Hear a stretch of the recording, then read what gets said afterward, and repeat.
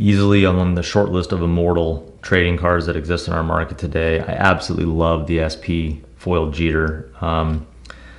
There's so many things about this card that I just love, and it's not just Jeter and his brand, but I love this SP issue issued in 1993. It's just probably the most important baseball card issued since Nolan Ryan's rookie in 1968.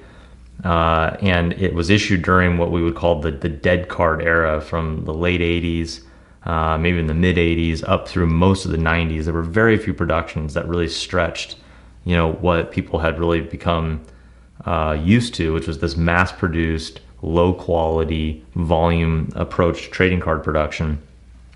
But lo and behold, in 1993, SP came out with their foil version. It was a very limited production run, and my goodness, was it a condition-sensitive issue. This mere foil coating, which essentially acts like a reflector to any flaw imaginable, combined with it going all the way to the edges, and how difficult it is to get the card without chipping or any kind of flaw.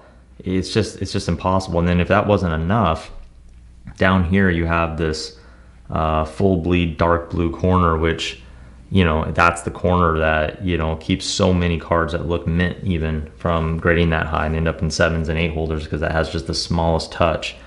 This particular example is absolutely pristine.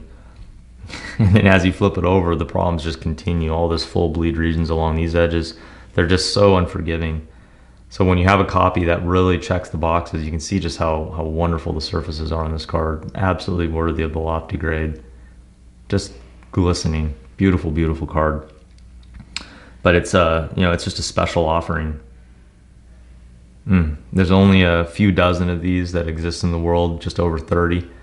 And, Jeter and his brand, it just doesn't get much better. Loved how he came in the league, joined the Yankees, stayed with the Yankees for the entirety of his career.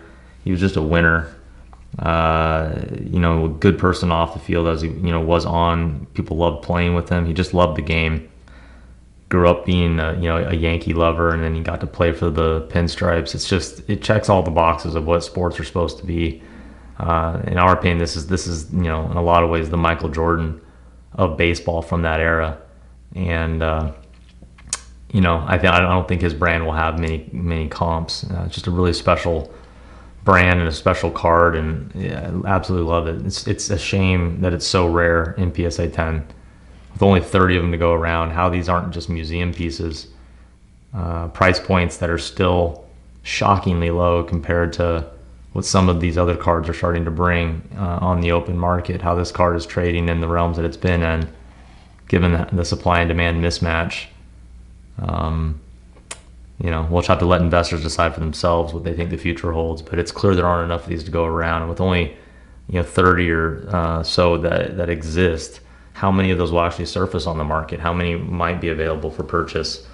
Short and skinny is there aren't enough. We know that much. So those that do surface are special. We're delighted to have this in our vault, have it available to the public, and we wish any prospective investor the best of luck with trying to acquire it.